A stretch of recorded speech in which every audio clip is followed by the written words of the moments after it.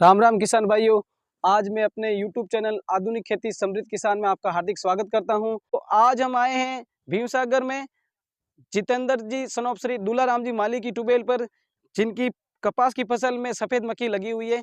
इसका नियंत्रण कैसे करें और सफ़ेद मक्खी की पहचान कैसे करें, इसके बारे में आपको जानकारी से अवगत कराना चाहते हैं।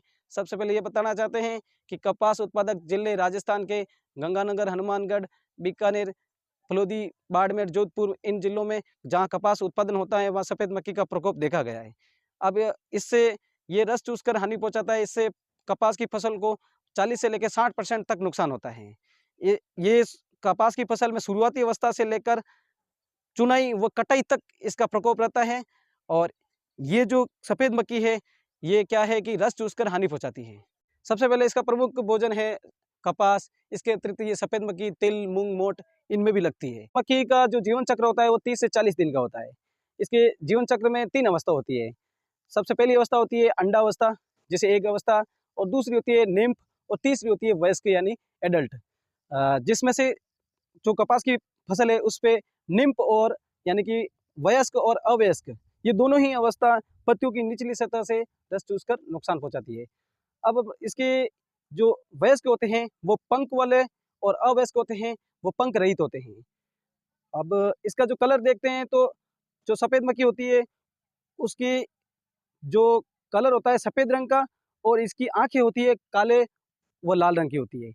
और अवयस्क होते हैं वो हल्के पीले रंग के होते हैं, और ये पत्तियों की निचली सतह पर छोटे आकार में आसानी से अपन देख सकते हैं, निचली सतह पर पाए जाते हैं।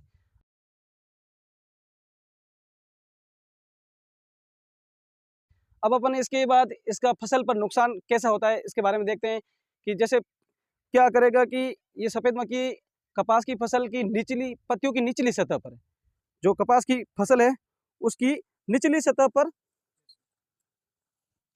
निचली सतह पर ये क्या है कि पत्तियों की रस चूसकर नुकसान पहुंचाती है। इसके निम्फ और यानी कि इसके अवयस्क और वयस्क दोनों ही अवस्था है, यानी कि इसके शिशु और वयस्क रस चूसकर हानि पहुंचाती है। और रस चूसने के बाद ये क्या है, शहद जैसा पदार्थ छोड़ती है, चिपचिपा पदार्थ, जिससे कि पत्तियों पर काली फफूंद उत्पन्न हो जाती है और पत्तियों का रंग काला हो जाता है। जैसे कि आप इन पत्तियों में देख सकते हो, ये साइडों में भी काली पड़ी हुई है। और काले पड़ने से प्रकाश संश्लेषण की प्रक्रिया भी बाधित हो जाती है, जिससे कि पौधा अपना भोजन नहीं बना पाता है और पौधे के विकास पर विपरीत प्रभाव पड़ता है और उत्पादन कम होता है। इसके अतिरिक्त अधिक प्रभाव होने पर पत्तियाँ राख जैसी हो जाती है और तेली जैसे दिखाई देती है पत्तियों का कलर।